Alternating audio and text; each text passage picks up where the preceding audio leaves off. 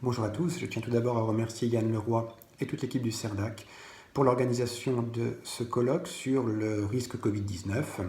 Alors le thème qu'il m'a été demandé de traiter a trait au bail et la relation locative a été placée sous le feu de l'actualité et des médias, notamment au travers du confinement et des conséquences de ce confinement sur les commerces.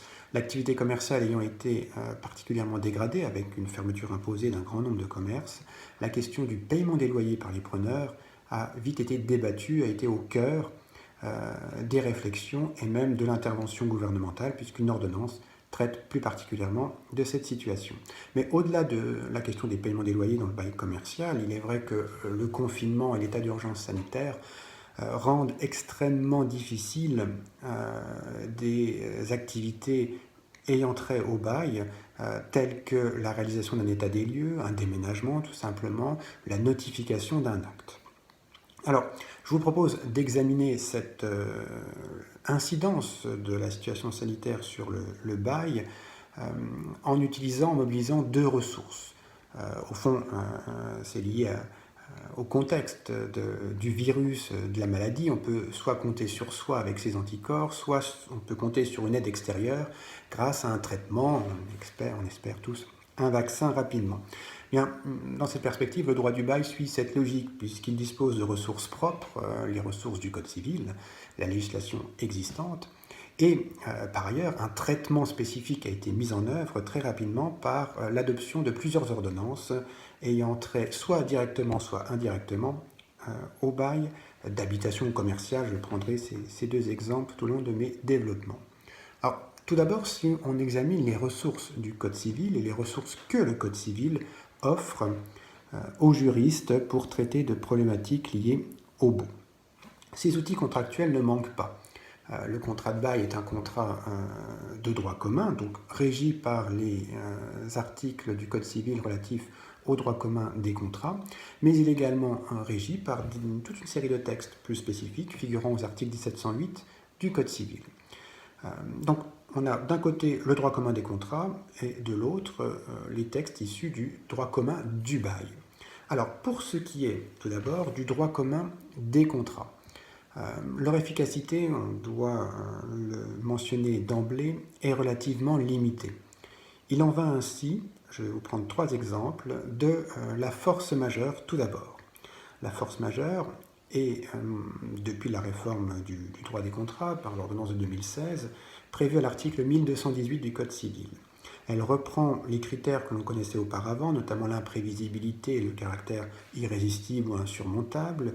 Seul le caractère extérieur est maintenant plutôt laissé de côté par rapport à ce que l'on enseignait traditionnellement.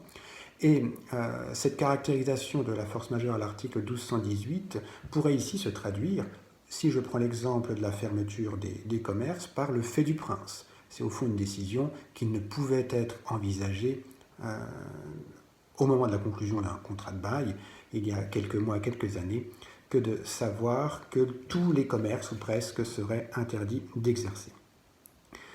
Alors, si on applique la force majeure, les critères de la force majeure, on pourrait estimer qu'il n'y a pas de difficulté lorsque l'obligation consiste à faire quelque chose, une obligation en nature. Je prends un exemple, le bailleur s'était engagé à ravaler la façade de l'immeuble dans lequel est inclus le local commercial. Il devait respecter cette obligation avant le 30 avril, il ne l'a pas fait, il est bien en manquement contractuel. Sauf que la situation actuelle, interdisant l'intervention d'une entreprise pour réaliser ses travaux, pourrait tout à fait justifier ce manquement. La force majeure serait ici invoquée par le bailleur pour excuser l'absence d'exécution par lui de son obligation contractuelle. Mais le problème qui va être le plus souvent soulevé en matière locative, c'est plutôt celui du paiement des loyers. Le preneur pourrait, dans le cadre d'un bail commercial, utiliser l'argument de la fermeture imposée de son commerce pour cesser de payer les loyers, en invoquant la force majeure, le fait du prince, l'interdiction dans laquelle il se trouve de pouvoir continuer à exploiter son commerce. Alors, il y a des limites à invoquer la force majeure dans cette hypothèse parce que Dans un arrêt, la Cour de cassation avait décidé que dès qu'il s'agit de l'obligation de paiement du loyer, la force majeure ne peut servir d'argument pour justifier d'un défaut par le débiteur. Au fond, payer est quelque chose de simple et ce n'est pas parce que le commerce est fermé que le paiement ne peut pas avoir lieu.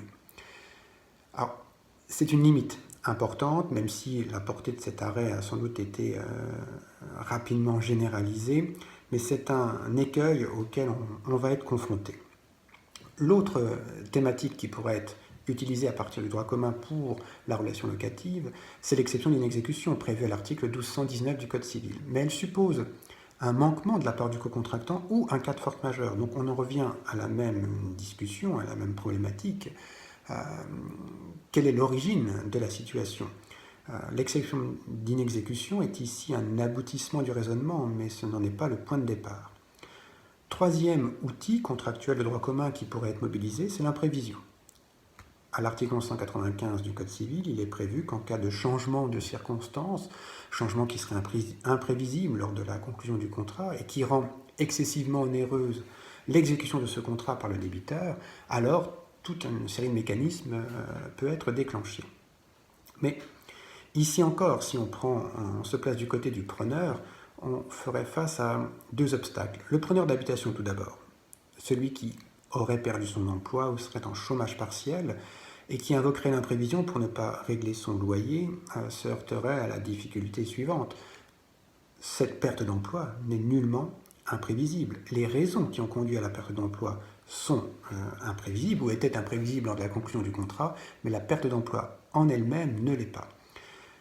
De même, en matière de bail commercial, quand bien même on pourrait considérer que la fermeture du commerce est un événement imprévisible, là on risque de se heurter à un autre obstacle, c'est que cette disposition n'est a priori, des discussions existent sur ce point, mais cette disposition relative à l'imprévision est a priori supplétive, ce qui signifie qu'une clause de renonciation serait tout à fait possible. Or, la plupart des baux commerciaux contiennent une clause par laquelle le preneur renonce à se prévaloir de cette imprévision.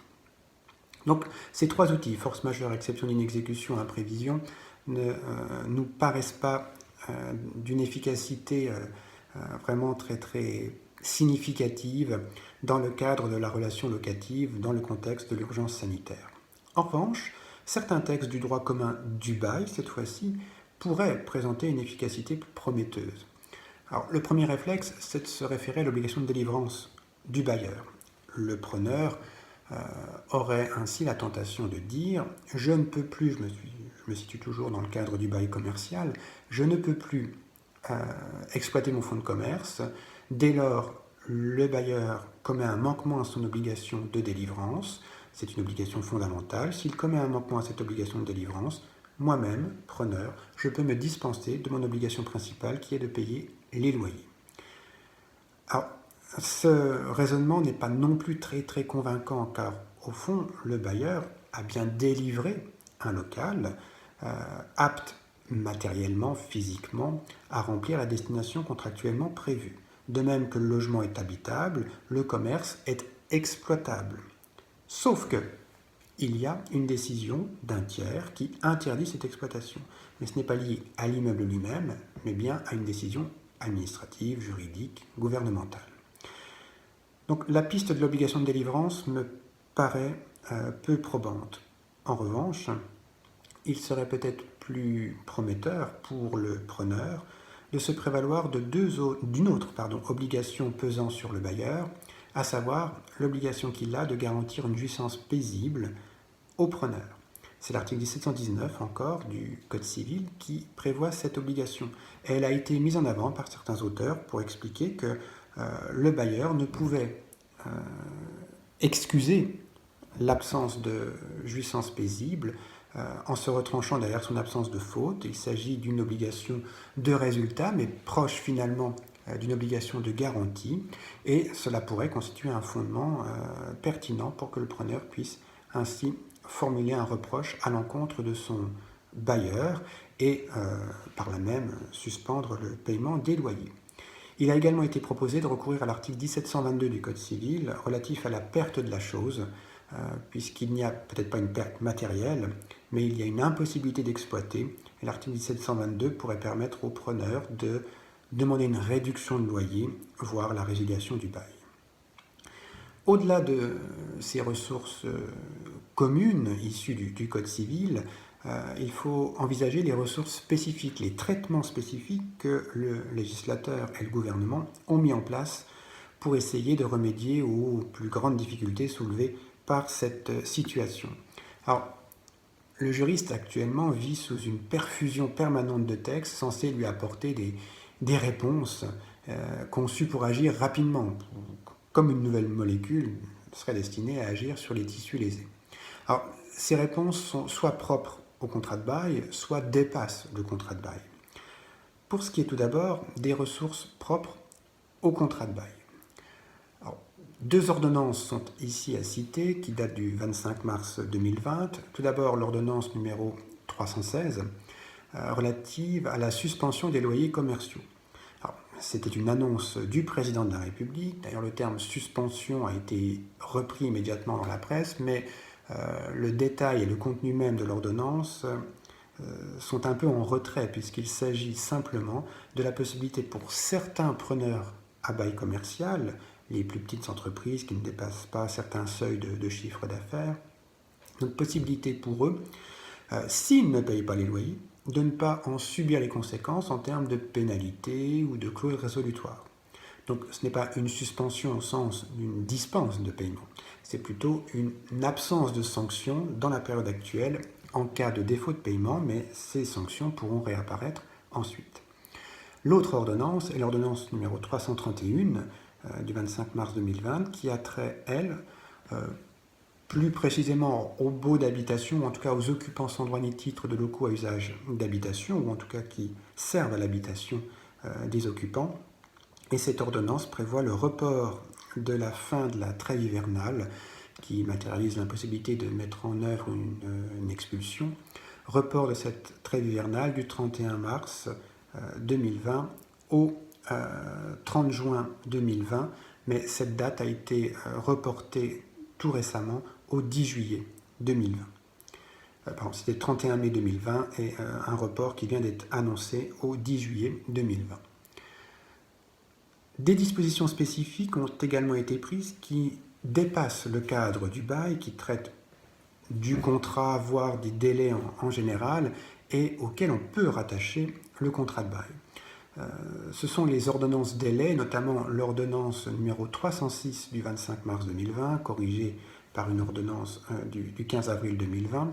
Et il s'agit ici d'ordonnances qui visent toute une série d'hypothèses, contrats, délais procéduraux, etc. Leur application au contrat de bail suscite inévitablement certaines difficultés d'interprétation. Les textes ne sont pas rédigés spécifiquement pour le bail, ce qui peut parfois être un peu problématique. Alors, de manière très schématique, cette ordonnance numéro 306 repose sur la détermination d'une période juridiquement protégée calculée à partir de la période d'état d'urgence sanitaire, et 3 articles parmi cette ordonnance peuvent être utilisés dans le cadre d'une relation locative. Tout d'abord l'article 2 qui prévoit que lorsque des délais sont prescrits par la loi à peine d'une sanction, une prescription, le délai pour saisir une juridiction, pour contester une mention dans un contrat, etc., ces délais sont reportés d'une durée de 2 mois après l'échéance de cette période juridiquement protégée. Alors ça concerne en premier lieu le bail, évidemment, pour des questions de prescription, questions procédurales, et également sur un point particulier qui est le droit de préemption du locataire. Le deuxième article de cette ordonnance, c'est l'article 4, qui prévoit une paralysie, purement et simplement, des clauses résolutoires. Or, cette problématique de la clause résolutoire est vraiment très prégnante en matière de bail d'habitation, notamment lorsqu'un locataire ne paye pas ses loyers ou ses charges, ou ne justifie pas d'une assurance contre les risques locatifs. Il est, dans cette hypothèse, prévu qu'une clause résolutoire va prendre effet après un certain délai, 1 mois ou 2 mois, suivant le commandement d'avoir à justifier de son assurance ou d'avoir à payer les sommes dues. Enfin, le dernier article, c'est l'article 5, relatif au congé, avec ici une possibilité de donner congé à une date tardive par rapport à ce que prescrit la loi, Ainsi, en matière commerciale ou en matière d'habitation, on peut avoir des échéances au-delà de laquelle on ne peut plus donner congé, il faudra attendre l'échéance suivante, il y a une tacite reconduction, un renouvellement ou une continuation du bail. Eh bien, l'auteur du congé qui matériellement n'aura pas pu le faire délivrer parce qu'il n'a pas pu trouver un huissier, la poste ne fonctionnait pas correctement, etc., peu importe d'ailleurs la raison, l'auteur de ce congé pourra avoir une chance de notifier son congé, même si objectivement il aurait été en retard, si on s'était trouvé dans une situation contractuelle classique. Donc là aussi, on peut avoir une faculté de délivrer un acte alors que les délais initiaux n'ont pas été respectés. Ça conduit d'ailleurs à une situation contractuelle inédite et intéressante, puisque en matière locative, lorsqu'on arrive à l'échéance d'un bail et qu'on n'a pas délivré congé avant la date limite, il s'opère une tacite reconduction. Ici, grâce à cette possibilité de donner congé avec un délai retardé, on va arriver dans une situation dans laquelle une personne, généralement le bailleur, va délivrer un congé efficace après la date à laquelle le bail se serait normalement, théoriquement, tacitement reconduit. Voilà pour ce rapide tour d'horizon des dispositions relatives au bail dans le cadre de l'état d'urgence sanitaire. Vous voyez, on se rend compte, les ressources, les traitements existent ou ont été créés. Mais la recette du cocktail idéal reste à identifier afin d'éviter toute surdose ou toute interaction générant des effets secondaires qui pourraient être indésirables. Je vous remercie.